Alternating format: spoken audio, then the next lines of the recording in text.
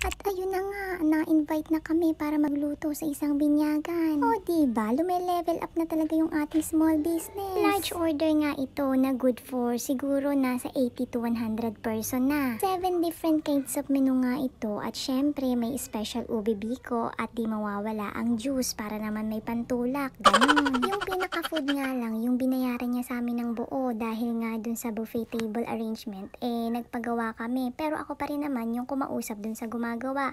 Kaya kung tutuusin, parang catering service na ang nangyari. Hindi nga lang talaga to yung pangmalakasan na catering services. Kung baga, ito yung mga pangmasa. Sa arrangement nga na to, hindi kami yung nagtatakal ng pagkain sa mga guests. Sila ang bahalang kumuha ng pagkain na gusto nila. At kung gusto nga nilang umulit, ay pwedeng-pwede pa. Unlike nga dun sa mga catering services na tinatakal ang pagkain at bilang na bilang yung piraso ng karne na ilalagay sa plato mo. Yung service namin hindi ganun. Nasa pag-uusap nga din kung anong mga putahe ang gusto mong ilagay sa buffet table mo. Kaya itong pinakaunang semi-catering service namin, si client mismo ang pumili ng kung anong mga menu niya.